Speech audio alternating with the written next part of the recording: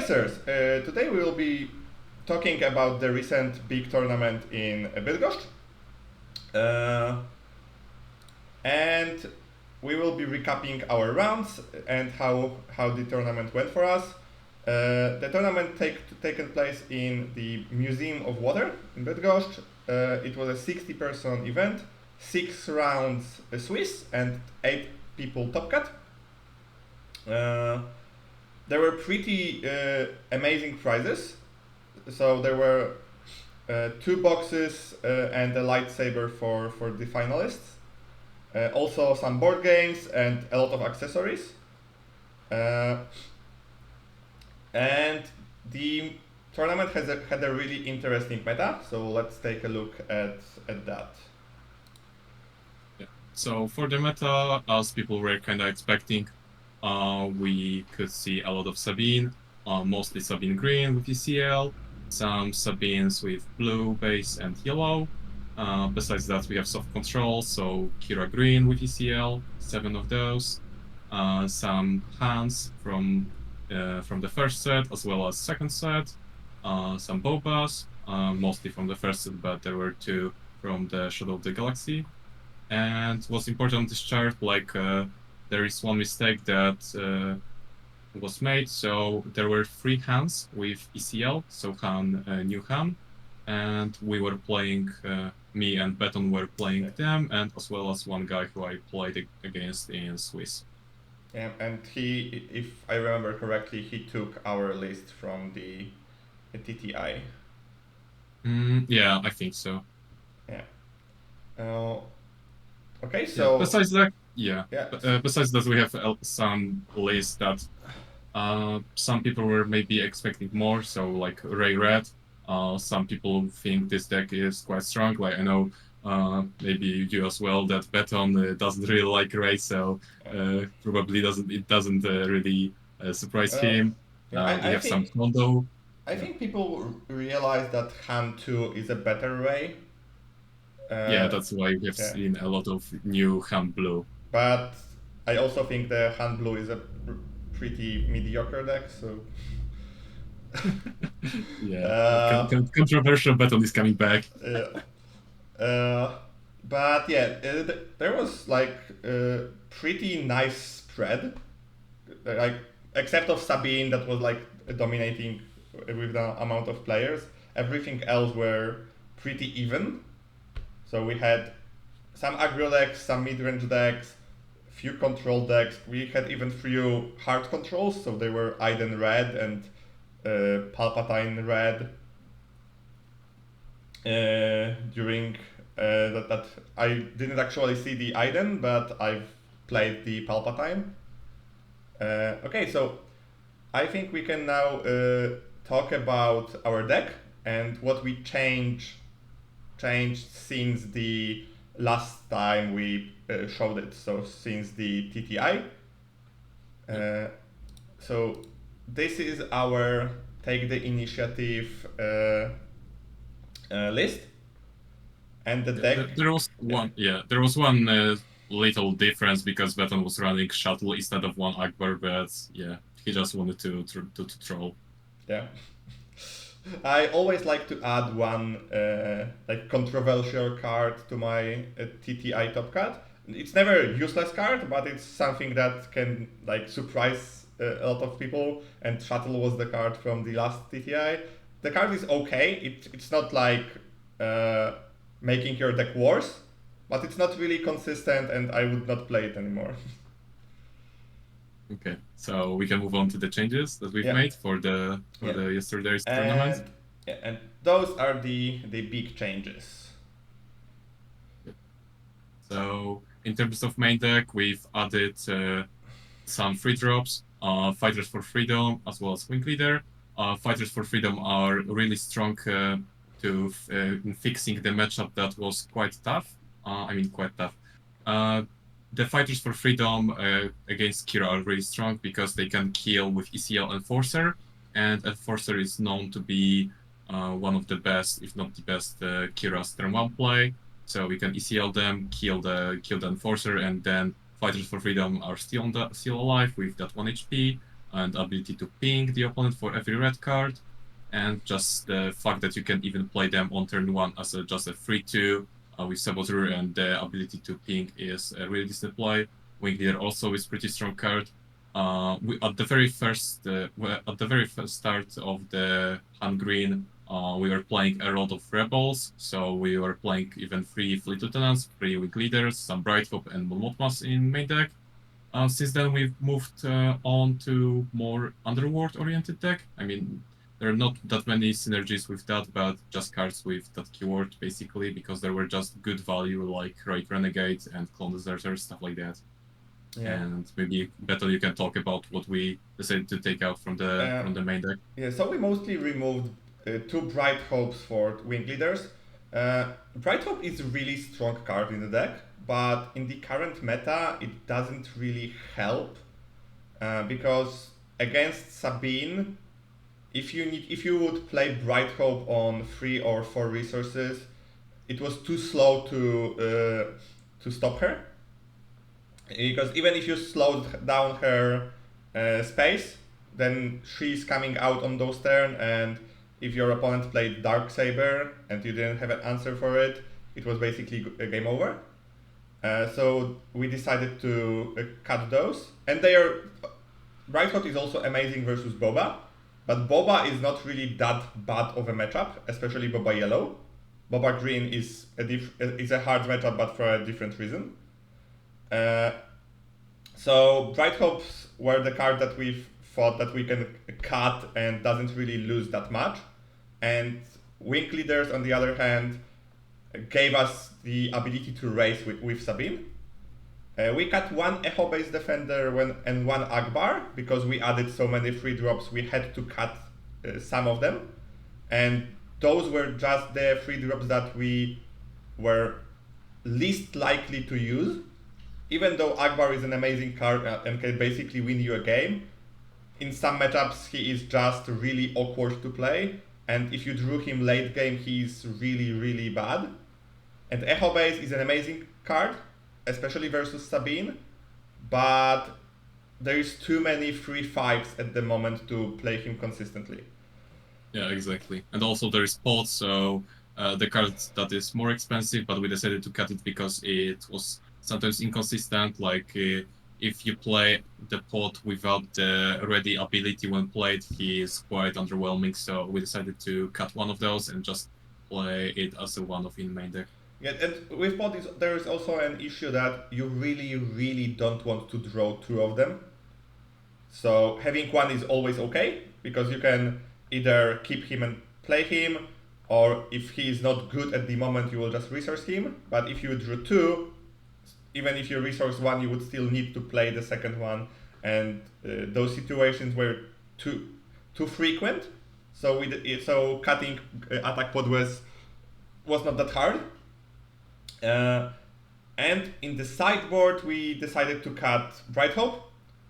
So the third Bright Hope, for the same reason we cut them from the main deck. And if we cut Bright Hopes, Mon Mothma becomes much worse, so we also cut her. And we lowered the Ketsu to just 2, not 3, even though she is really, really amazing versus some matchups, so especially versus Kira. The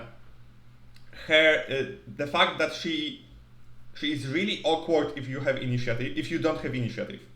Because if you play her on turn 1, finish your thought.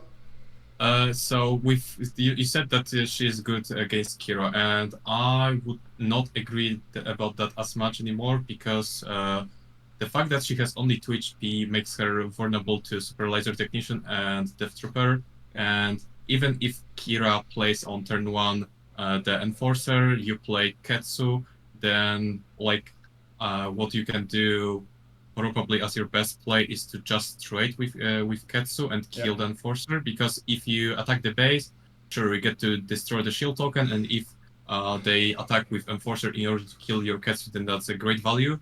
But Kira's players know that the Super Laser Technician is really strong in this matchup, so they will try to play it on the second round, and if they do, they can kill your Ketsu with the DJ, and that's a lot of value. Yeah. Death Trooper is also a decent play that counters Ketsu, so we decided to cut one of them. Yeah, and what I was saying that yeah, she's amazing if you can play her with initiative, because then you can either destroy the upgrade or trade with the unit.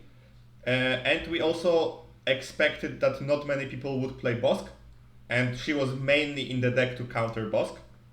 Yeah. And because Bosk is a really hard matchup for our deck,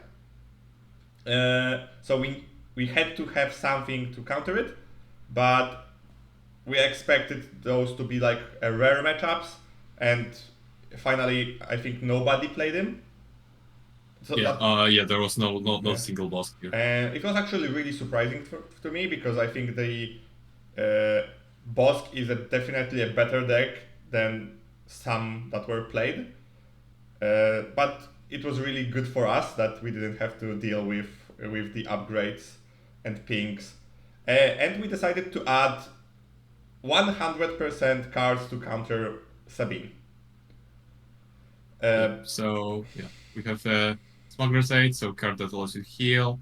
Yeah, and also the way how we added those cards was quite funny, because yeah, we were running kind of low on time last week just before the tournament, and we were trying to figure out some way to counter Sabine, and there were a lot of ideas. Like there was the Sundari Peacekeeper, the Star Viper, and many more, like Nexo, Echo. There are a lot of cards that we're testing, but not a single one of them convinced me and Beton at the same time. So as the kind of last-ditch effort, we decided to try the Smuggler's Aid. Beton didn't have any time to play on Friday, and I played it a little bit in, I guess, unusual state. So I tested the Smuggler's Aid, and it was okay, pretty okay. So we decided to, at that point, play 2 Smuggler's Aid, and there was also one more Ketsu. But then... And one more Daring Grade. Oh, Daring Grade. No, not Ketsu, but Daring Grade. But we decided to not play the Daring Grade because there were not many hands. But then again, on Saturday, like when I was driving to the tournament, Beton called me like 1 hour before the tournament started, and he was like, hey, I got a new card that when we didn't test it against Sabine, it's gonna be really strong, and it was Mercenary Gunship. And I was like, why? And he explained me, maybe you can explain why it's so good. So we were basically driving to the tournament, and one of my friends is playing Tarkin Yellow. And we were discussing how the matchup fares versus Sabine, and he said, yeah, I was testing Mercenary Gunship because it was really strong against Sabine, because if I have initiative and play it on turn 1, she basically can't go into space. And I was like, huh, that's something I didn't really thought of. And in our deck, it's even stronger, because if Sabine plays A-Wing on turn 1, I will just ECL Mercenary Gunship and add a 1-drop with the Hans ability, and the game is basically over. So I called Sip and said that, yeah, I know we didn't took cards. I will just borrow Mercenary Gunship from some players before you come in, and we... Oh shit, I forgot to give them back! Yeah, same for me, but no worries, they're from friend of mine. I will give you my... Because I have those to give back. I just realized that. Yeah, and so we decided to add them. Basically, we had printed our deck lists, and we had to manually change the cards. And it was a really good change. Yeah, like it was funny because Beton called me, and I had like 1 hour to think while driving whether to or not to play them. I was kind of discussing it about playing this card with my friends who I was driving with, and I was like, I don't know, like I don't like card that I didn't test it that much, and then I came to the place where the tournament was taking place. It was like 10 minutes before the tournament started because we were kind of light, but then Beton came to me and he was like, we have to run this card, and he kind of was really trying to make me play this card, and I was like, okay, let's do it, let's play let's play those 2 mercenary gunships, and I gave the list with those 2 mercenary gunships in the side deck. So yeah, it really shows how much we have like trust in each other in terms of playing deck, and that's one of the advantage of playing exactly the same leader in sets. So like we can test things and just really give a lot of feedback to each other in terms of which cards are good and which are bad. Also regarding testing, it's really good because we are playing the same deck and the same leader with the same cards, and when we are testing, we also, even if I'm playing like Kira versus our Han, now I see the same deck from the Kira's perspective, and it also shows us a lot of weaknesses of many decks. So yeah, exactly. It's really good to test with someone who is playing the same deck as you. It has a lot of advantages. Okay, so now let's talk about how our matches went. This is the list, the final list for the deck that we ran. There will be a link in the description for the for this list. Yeah, to the SWU-DB. Yeah, and I will say it because this is not the final list. This is not the deck that we will be playing for the entirety of this set. This deck will change at least a few times because it will still need to adapt to the meta. There is still some cards that we are not really 100% if they are needed, and also like even in sideboard there are some cards that maybe change because there will be a new deck. But yeah, the current list is definitely strong enough to win tournaments. Yeah, for sure. You have to just in terms of cards, you have to adapt to the meta for sure, and that's one of the things. And also, there are just a lot of cards that you can test with this deck because with the flexibility that you get with hand, so many cards can become viable. Like there's Desperate Fighter, so a 5-cost 5/6 ship that on paper seems unplayable in constructed format, but because you have hand, you can play him as 5/4 for 4 resources, which is a pretty good stat line and can really trade well. So there are just a lot of cards that hand can make work, and so there is a lot of testing, and our version for the next tournaments might look different. And also there's one thing which I wanted to talk about, but I don't recall what was it. Yeah, whatever. If you will remember, we will talk about it later.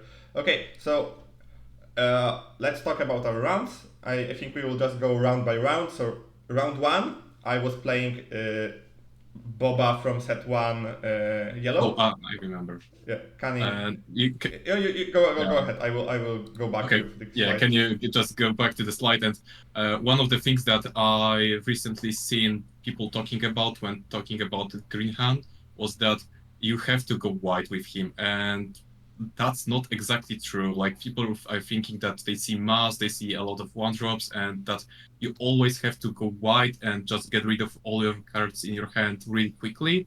And that's not true. You have to really think about in which matchup you play, what type of answers your opponent has to them, and adjust accordingly to that. Like there is, even though you can play 3 unions in 1 round, maybe that's not exactly the best play, and just you can keep cards for the later stages of the game. That's just one of the things. If you mentioned, a lot of people said that Cat Bane was a really hard method for them, and in our testing, Cat Bane is a really it's a pretty easy matchup for the deck, mostly because he deploys really late, and if you just play your units without hand's ability, even one at a turn, you will still have enough advantage during the game to then ECL, Poe, or Wrecker and just finish the game. So this is one of the decks that you can play like 5 different ways versus different opponents, and like you can go Marine into Wing Leader and play like Sabine, but the biggest advantage of the deck is the flexibility that you can go many different routes, and your opponent needs to adapt to what you play, not the other way around. Yeah, exactly. The flexibility of this deck is so good. It was kind of funny because during tournament I've talked about this deck with quite a few people. They say that they tried the deck, but it didn't really perform that well. and they were curious how we are gonna do in the tournament. Yeah. Okay, so Because yeah, this deck is not quite as popular right now. so let's talk about how we did. So round one, I played double yellow Boba, and double yellow Boba is actually one of the easiest matchups for the deck, at least for me. The only real way for the deck to win is to rush us to the point that we need to really be careful about cannings.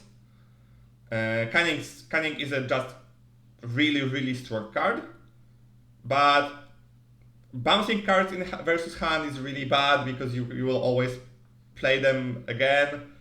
So the matchup is really It's not as difficult because if your opponent bounces cards back to your hand, the type of effects that do that are more tempo oriented. So waylay, bouncer, canning, they want to gain a lot of tempo for you and then finish the game quickly. But because you have hand, you can quickly just replay those units and get them back on the field and stabilize the game. So Yeah.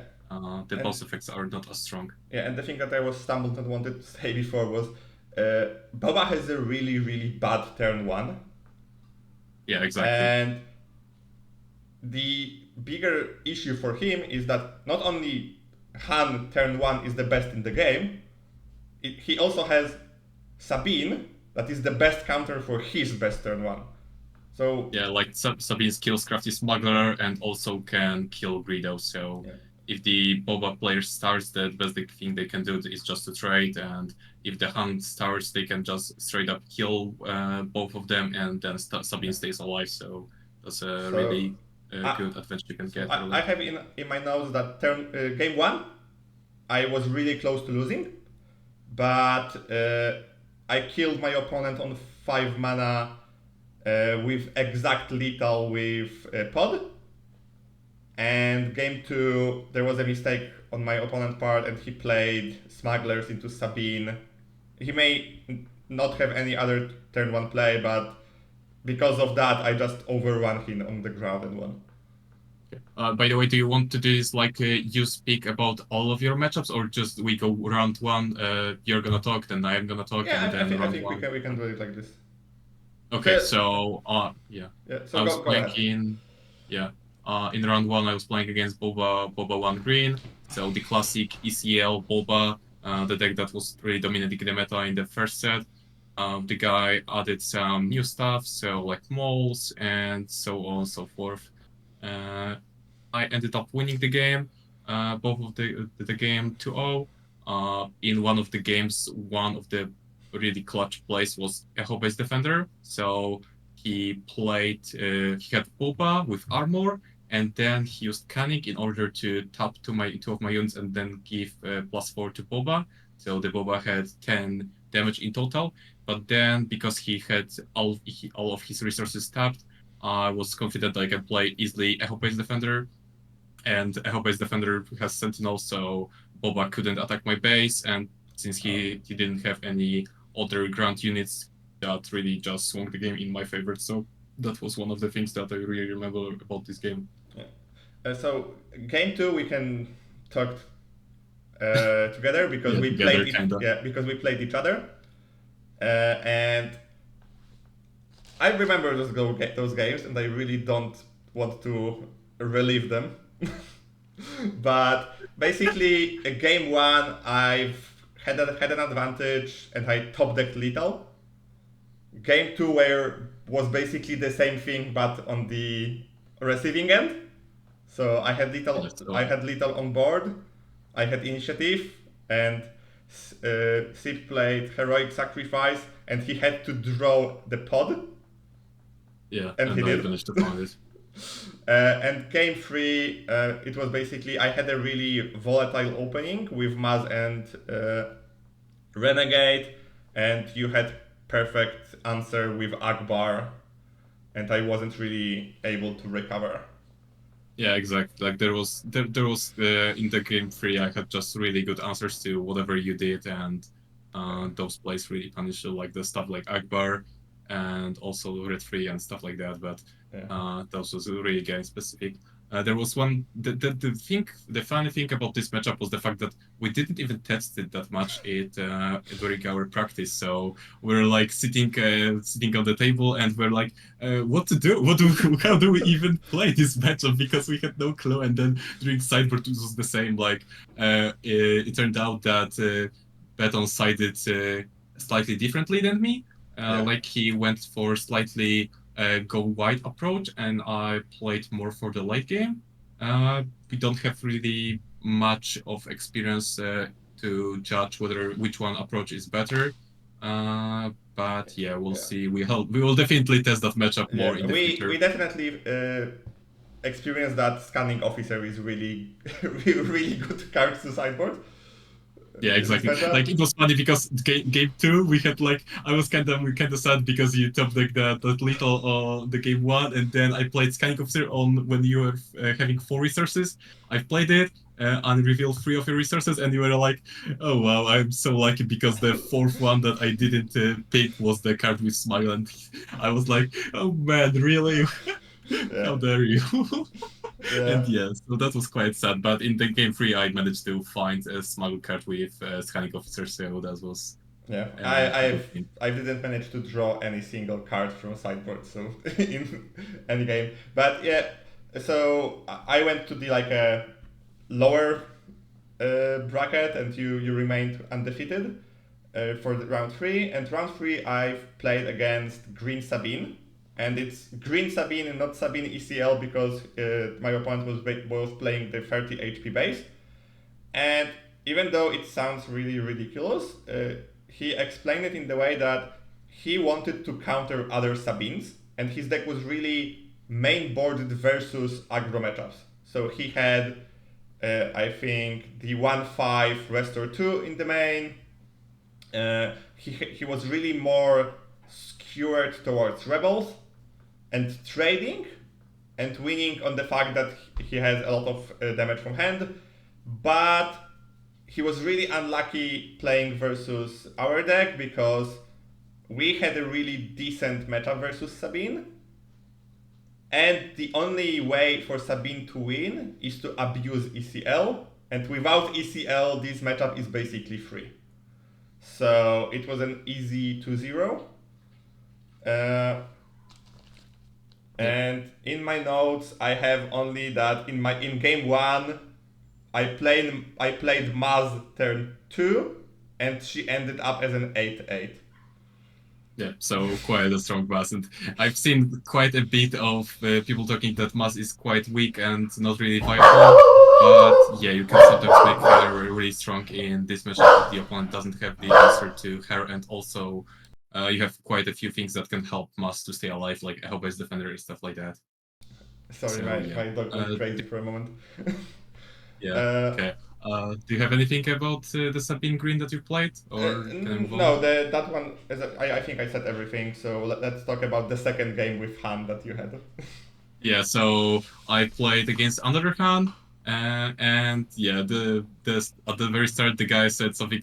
Yeah, yeah. So I get to play with the creator of this deck. So it was quite funny because he watched our videos and he took the list, if I recall correctly, from the Take the Initiative that we've posted. And yeah, so I had a little bit of experience in this matchup because I've played just a round ago with Beton. So I know that in one game I really heavily went into discard strategy. So at 4 I played something like K2 and then Paul Dameron and just made him lose the cards really quickly. So on 5 resources, I basically bricked his whole run. So he had 5 resources and he couldn't spend them on anything. And then on 4 resources, he also had quite awkward play. Like it wasn't a 4 drop; it was like a 2 drop or 3 drops of something like that. So that was one of the games, and the other one, I also just kind of managed to stabilize the board and just win the game that way. Yeah, that's awesome. On round 4, I was I looked at my opponent, and I knew the player, and I knew he is a pretty decent experienced guy. And then I saw that he was playing like the worst deck for me. So Boba ECL, because of the ECL and Barrage, this matchup is really, really hard. And yeah, and this matchup, I think this matchup was one of the hardest during the tournament. But I had a really, really lucky draw, game 3.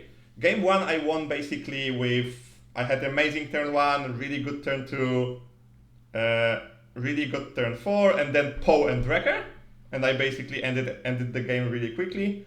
Second game, on my notes, I just have 3 barrages. And this is a draw that you don't really win with Han. And exactly. Third game, my notes say I played 3 Poes and 2 Wreckers. So, and I remember the game, it was, I just outvalued my opponent. I played Poe, he used resources to remove it. I played another one, he used resources to remove it. I played third one, and now he doesn't really have cards to remove the third one, and I've snowballed the game from there. So, Yeah. So that was my round 4, and how your round 4 went. So yeah, before I talk about the fourth round, I'll just explain that if you see on the screen that there is like leader and then color, so like blue, yellow, or whatever, that means the guy we were playing against was rank 30 HP base, and then if there is a name like ECL, they were playing the base with ability. Yeah, I think we only played against ECL or 30 HP base, or not a single Tarkington or whatever. Yeah, and in game 1, I've made a mistake. So in round 1, I was playing against Boba with ECL. He didn't have a 30 HP base. I wanted to ask you about it, but it's good you clarified it. Mm-hmm. So in round 4, I was playing against Han 2 with blue this time. So another Han. This time around, I was playing against my good friend. So the guy who I know for like more than 10 years at this point, and he was also from my city. He ended up playing the Han Blue. It was kind of quite funny because on the Friday evening we are like kind of testing our cards, and he was thinking about which deck he wanted to play. Like he wasn't sure whether to play Han Green or Han Blue because he was playing quite a bit of Han Green, like the young Han, the list that we were running with Beton. But he decided to play the blue version, and yeah, it was quite funny because in round 3 he was playing against another one of my friends from Poznan, and he ended up losing. So he was 2-1 and I was 3-0, and I ended up being paired with him even though he had one lose. So we're really laughing about that because yeah, he had just he has a lot of bad experience playing against me. That's kind of how the games go sometimes. But yeah, in terms of how the game went, like it was just classic blue. I would say like he was playing units. I was just kind of trying to trade up, control the units that were important. So stuff like Yoda, Kanan, and all of the force package, because you really want to make sure that the opponent can't use the force throw efficiently. Besides that, I was just going kind of aggressively in order to deal with the damage, because the blue version has a good late game with stuff like Redemption, Lux, and Great Dragon, stuff like that. So that's how both of those games went. Okay, so round 5, I've played Palpatine Red, and I've now noticed I've made a mistake. I won 2-0. I didn't lose 0-2. Yeah, okay. And when I saw that my opponent played Palpatine Red, it was like, oh my god, I didn't test at all versus this deck. It has 2 worst colors for me. Palpatine is already a really bad matchup for us. Yeah, and also since you were already lost one game, Yeah. if you managed to lose another one, it was basically GG, because in order to qualify for the top cut, you had to go 5-1. Yeah. There was only one person who went to the top cut with 4-2 result, but it's very unlikely that you are gonna be the guy. Yeah, but I knew what I had to do versus Palpatine. I knew I had to go early, and I knew I had to, at least on game 1, I knew I had to go early, and I knew I had to go to have as much life as possible and to clear his units. And Palpatine green is really awkward for us because a 5/5 for 4 mana is really hard to beat. But Palpatine red doesn't have it, so it was quite easy for me to clear the board, and I've managed to win off that. And the second game I went a different route. I went a route of playing Maz on turn 1 and leaving her as a 7/7 to finish the game. So I basically played 3 units on turn 1, 2 units on turn 2, 2 units on turn 3, and just went face, didn't bother. There was even a situation that if my opponent had barrage, he wouldn't be able to clear Maz with it if he used all the power on her. So I win of that. I was really happy that I've managed to beat Palpatine red because, as I said, it's a really bad matchup. Yeah, for sure. So in round 5, I was playing against Sabine ECL, so classic Sabine, and I ended up losing the game 0-2. So in both of the games, I'm pretty sure I had the opening where I could go with 3 1-drops, so like Mass and then 2 more 1-drops. Or maybe no, I know that in third game I had Mass and 2 1-drops, and I don't know if in the first game I also did. I had 3 1-drops, but I don't know if Mass was one of them. But basically, how the first game went is that I played 3 1-drops, he played A-Wing, and I was okay. I'm in really good positions because 2 of them were... Yeah, okay, I remember now. 2 of them were Clone Deserters and then R2, so quite a good, the race power, so I get to deal 5 damage to his base and then restore 2, and he can deal only 3 to me. But then he ECL the Fleet Lieutenant, kill one of my guys, and then attack for 5. I was okay, he's out of ECL. I think... Oh, no, I didn't use ECL. I played something like Mass and then something, another 3-drop, something like that. So I really swarmed the board. And basically what happened next round is that he deployed Sabine. I used ECL on K2 because I wanted to use ECL because the game was going to end quite soon. So I was like, okay, let's use the ECL right now because I might not get the chance to use that later. He played the Darksaber, and I was like, oh well, that's gonna be a big problem because he gets to now swing for 7 to my base. And it was really awkward because none of my units were able to kill Sabine at that point. I believe like I had units that were able to only deal 3 damage or something like that. So I decided to take the initiative, which was really awkward because I couldn't attack with them, so I didn't attack with like one of my deserters and then R2. I took the initiative. He played. I killed the Sabine with K2. So that was a play that I did, but he had week later some just the pump spells, so Rebel Assault, and he was able to finish me with that stuff. So yeah, that was quite unfortunate because the Darksaber was the only card that saved him, and it's quite funny because we tend to hate Darksaber, Beton especially. But yeah, in that game, I didn't manage to find any answer to Darksaber, so no Poe, no Echo-based defender, stuff like that. So that was quite unfortunate. I've came around to 1 is decent in Sabine. Yeah, I'm at point where I think the 2 are decent, but yeah, we'll see. But and the game 3, I ended up losing because I didn't abuse one of the things that we kind of discussed after the game because Beton finished his 5th game faster than me, so he was kind of watching the game. And what happened in that game, I played Mass, he ECL'd Sabine to kill my Mass, and I also had a really awkward card because I had Deserter and I think Slinger, so I could play only them, and Sabine was able to trade up with them, and I was like, okay, the game was done at that point, and it was really unfortunate. And Beton we were kind of discussing about one concept, how we can counter that, and Beton abused that in the game, in the 6th game. So yeah, we can talk about that. So my 6th game, I saw the round 5 that Sip played, and I was like, yeah, actually there is nothing bad about giving Sabine initiative. So round 6 was with the player I've played in the final of the same tournament from the previous set. Yeah, and also he was guy from Poland, so he's one of my from friends. Poland. So we played before. He's a really good player. We are making other roles for the initiative. He said something like, I didn't win a single roll this tournament," and he rolled a 3.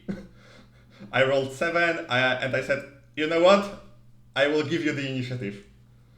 And that was his downfall because he played Sabine turn 1. I'd ECL'd Battlefield Marine into her and played a Clone Deserter. And because I killed Sabine, he didn't really have any turn to play, because I think he had Wing Leader and For the Cause I Believe in. And he didn't want to play empty Wing Leader because it's basically game over, so he played For a Cause to fix his top decks. He didn't find anything decent, and I swarmed the board and win the game. The game ended in like 3 minutes. And the second game, we've sideboarded. I've sideboarded the Mercenary Gunship. I'm looking at my hand, and I had exactly the same 6 cards I had the same 5 cards I had on the game 1. The only difference was I had a Mercenary Gunship. So I was like, yeah, he took initiative, and he mulliganed and looked really sad. And then he played Sabine again, and the game looked exactly the same. He had a turn 2 on the game 2, but I cleared his board, then I cleared his board again. I played Poe on 5, Wrecker on 6, and ended the game. We were the first people to finish round 6, and it was really devastating because we both had a 4-1 before the round, so he was removed from the top cut because of the game. But yeah, it was really unfortunate for him that I saw the game that Sip was playing and figured out, yeah, I will just give him initiative and try to work of that. Yeah, it was funny because the concept of giving initiative Sabine was just the concept that we were discussing, and the funny thing was that we came to exactly the same conclusion because I figured that out during the game 2 that after the opponent did that I could just give him an initiative, and Beton just after the game asked me why I didn't do that, and I was like, yeah, I should have, but I did just kind of realized that too late, and yeah, the game was kind of over at that point. So yeah, for game 6, for me, I was playing against Yellow Han, so Han, the first Han, and the game were quite typical. Like I did just quite good trading with stuff like Poe, Wreckers, and game 1 I just won out of value, out of pure value. Game 2, he played the tag DJ combo, but I just was prepared for that. He played DJ on 5 resources. I just did 1 damage with something small, something like R2 or Akbar, I don't know, to DJ, and then ECL'd K2 in order to kill him, so the resource came back to me. He didn't manage to find a Han Solo or Ketsu, or not Ketsu, or Fennec. So that helped me because they're quite a pain in this matchup, and I've managed to win the game that way. Yeah. Okay, so we both made it to the top cut. Yeah, so we both went to the top cut, and we were really happy because we were on the other sides of the bracket. So we knew if we played well, we will only play each other in the final. And my first matchup was Young Han Blue, and it was versus the player that some of you may know from TTI. So it's the Avastator. And he's and because this is the first one that you see your opponent's list, and I look at the list and I was like, he doesn't really play a single 2-drop. So he will only play 1 card turn 1. So I knew it's a really favorable matchup for me, because if I will be able to ECL his turn 1 and play something, I will be in a great state.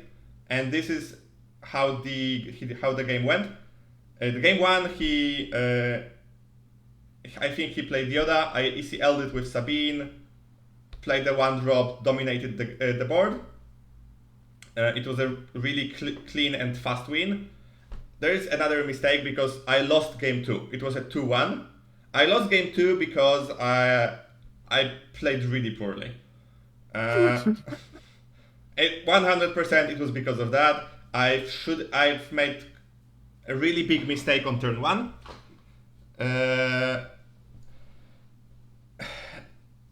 And I just couldn't keep up with his endgame.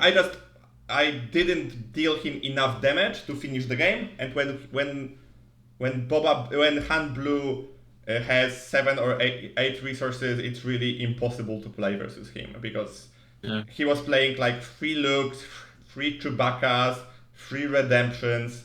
So that game was over. And then came game 3.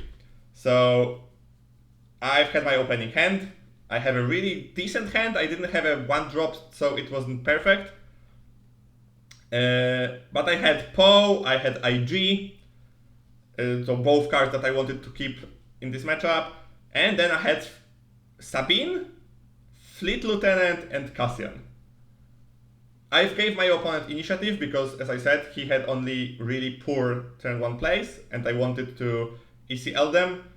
But it was really late.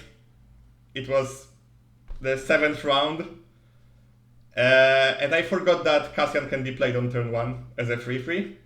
So I've put my Cassian and my Fleet Lieutenant as a resource, and I only left Sabine. And he played. I think you had Fighters for Freedom. Yeah, Fighters for Freedom and Cassian on a resource. I only left Sabine as a my turn 1 play. He played Cassian, and I went, oh, I just lost. But then my brain went like, okay, I know what I need to do. I know it will be really hard to win, but I have IG. If I manage to clear the board to the point that he will only have 1 minion, I will be able to clear his 5 mana play with IG and restore the game to equal. And this is basically what I did. I was trading with his unit. I left Cassian alive on purpose. And on 5 resources, he had initiative. And with first action, he played Obi-Wan. And then I knew that I won. Because when I ECL'd IG, I killed both units. My IG was alive. He flipped Han, I flipped Han. I had Poe, Wrecker, and Wrecker on my hand, and I knew I will be able to I stabilized the board to the point that he will not be able to bring this game back. So I've managed to win. Yeah. So you say that you've made a blunder in one of those games, but yeah, that's just one of the things that happens sometimes in big tournaments. So yeah, if you play for the whole day a lot of games, then at some point it's gonna be just the thing that might happen because it's really difficult to stay focused for that long period of time. Also, the plays had a downside of being quite hot. Like we're still in August, so a month that the temperature are quite high still, and with so many people in such place, the temperature were quite high. But yeah, that's sometimes how it is. So for me, I was playing against Kira. So first Kira with ECL this tournament. The guy who I was playing against was also one of the friends of mine. He was also from Poznan. He has the YouTube channel as well. I think we all leave the link to the channel in the description or in the comment. And he was playing Kira ECL, so the quite usual deck. We've played against it a little bit, so quite a bit. So we know the matchup, how it goes. So game 1, I ECL'd Fighters for Freedom into his Enforcer. That allowed me to stabilize the game, and I managed to break his 5 resource play because he only had Barrage at that point. He deployed Kira, and I killed Kira with my Hell-based Defender, which might seem like a strange play because you lose your you lose the unit that he has to attack either way, and that's a good trade because if Kira kills a Hell-based, then they both trade. So it's a decent play when you have a Sentinel. but because he had 5 resources and I knew Barış is gonna really punish me hard in that situation, I was like, okay, let's use the Echo base in order to kill the Kira, and I believe he also used ECL at that point, so he couldn't ambush stuff like Hask, if I recall correctly. And the second game was also one of those games that just I had a pretty just good trading and just was able to play aggressively in moments that were really relevant. Also, K2 came in clutch in many cases. Yeah. So second game in Top Cut, this is where the mistake happened because this game I won 2-0. So it was first Han yellow, and I don't know, with our deck I never lost this matchup. I think it's extremely easy to play because nothing in his deck is really that threatening, and if I'm not able to kill him before his Han turn, even Han I have a lot of answers for. And yes, Han is the only unit in his deck that can stop us, because there is nothing in our deck without ECL that kills it, and he can trade into any unit and survive. But the game 1 I just dominated with Maz, if I remember correctly. And game 2, I remember only thing that I just cleared every single unit that he was playing, and in both games I ECL'd Poe into his Han, and the game was basically over when he did that. So it was a really my games after the loss with Sip were progressively easier turn after turn. So that was quite refreshing, because normally the further you go into the tournament, the players are better and the games are harder. But because of how the matchups shaped up, round 6 I had an easy game. First and Top Cut should be an easy game. I played really badly and I've made it hard for myself, but it was a really easy matchup. And in the semi-final, it was basically the easiest matchup, and I've won really easily. Yeah, so that's how it is. I've played against another Kira, so another friend of mine from Poznan. We were playing quite a lot, and we had. I think in our practice, I was winning more in this matchup, but we were only playing during local tournaments, so not that much of the data. But the game, I ended up winning 2-0. The first game, how I won is basically I've played Battlefield Marine. He opened with Viper Prop Droid. Like, this is one of the things that we're quite discussing quite a lot. And with Kira, so his list, he was really thinking about which 2 drops to play. He was quite happy about Viper Prop Droid, and I was also trying to convince him that Viper Prop Droid is a better turn 1 play than the Sentinel, the Pike Sentinel. But yeah, it's quite close for sure, and you can play both of them. So he decided to play like some prop droids and some sentinels. So he had like 2 of each, I believe, 2 infernos, and then probably 3 enforcers. And so he started off by playing prop droid. He looked at my hand and he was like, "Oh crap, there is Akbar, and Akbar is gonna just kill the prop droid as my turn 1 play, because I started by playing something like Marine or Sabine. I took the initiative, I played the Akbar, and I killed the prop droid, and that really swung the game in my favor. It was quite funny because, he really had a bad draw. I think he drew like vast majority of his really cheap plays, cheap cards. So a lot of sentinels, enforcers, stuff like that. But surprisingly, he was doing quite well. Like, I believe at 7, or I think it was like 6 or 7 resources, he didn't had a single point of damage on his base. So the game was surprisingly not going that well in my favor. Was not going in my favor. And then he had like one turn where if he managed to find Snoke, he could just win the game out of that, but he didn't. And yeah, that was the point where me just having a lot of strong units on the field was just enough to kill him. Like the reason why Snoke was just the card that could win him because I had Wrecker on 2 HP and then IG on 2 HP, and if he played Snoke, he would just kill both of them and it would be a major blowout. So that's how I won game 1. Game 2, I'm trying to think how the game 2 went. It was just a game, just kind of happens sometimes to when you play against Kira. Like he had a good turn 1 play that I didn't manage to find a counter to. Turn 2, he played Resupply or DJ, and then on 5 resources he played Husk that I didn't have any answer to. So the Husk grew bigger, and then on 6 resources he played Barrage, and I was like, okay, GG. I didn't really have any way to come back from this, so that's how the game 2 went. And then in the third game, we had a quite similar situation to the first game. So I started by playing Battlefield Marine. He played the prop droid, and I showed him my hand, and he was like, "Oh, thank God, I don't have Akbar in order to kill the prop droid."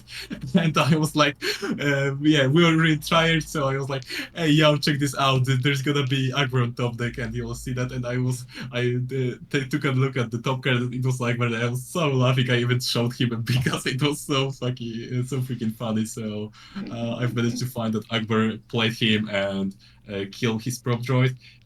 He managed to come back kinda because he played just cards that were efficient against me. At one point, he had Kira with 7 damage on her, which was a big barrage target that he could use in order to clear my board. But at that point, I was like, okay, I can't play against barrage because if I'm gonna play against barrage, I'm gonna lose too much of my units on the field, and I'm gonna lose straight up by him trading with stuff like Vader and all of the late game package that he has. So I was like, okay, let's hope that he doesn't have a barrage, and I went face, and he didn't. And then later stage of the game, I managed to play home one. So home one managed to stabilize the game. It was really close because he still has a chance, but he played Snoke. But Snoke wasn't enough because I had still red 3 and a lot of units on the field. And then at the very end, he managed to finally find the barrage, killed like home one, kill like 3 or 4 more units. I had Han on the field. He had 5 HP or 4 HP on his base. I swapped with Han for 3 damage. And he was like, okay, if I have Wrecker with timely intervention, then it's GG or whatever, just to ambush his base and deal with overwhelm damage or just some sort of direct damage like hold them around or whatever. And I knew that I have Wrecker in my hand and timely intervention in my resources, so I was quite confident that it's gonna be GG because he had 3 resources and not a single way to play around that. So yeah, that was a really close game, for sure. So we've met in the final, and because it was extremely tiring tournament, we decided not to play it. We played the same deck, we test against each other, so it's basically we could roll a dice for who wins. So it wasn't really worth playing, especially that because we are considering us a team. Yeah, exactly. And so that's why we decided just to take the first place together, like first and second place together, and not really decide who was the best.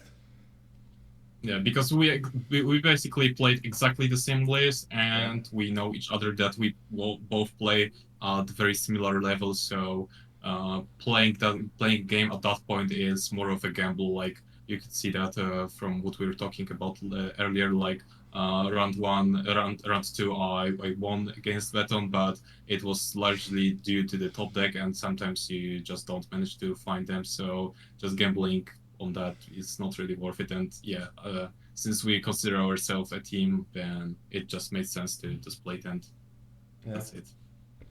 Yeah. Also, one of the things that is worth mentioning about the top cut that we had also, besides the deck that we've played against, so 2 Kiras, one hand, old hand yellow, new hand blue, our two hands green, and also there was Hondo blue that lost to Kira, and also one more deck.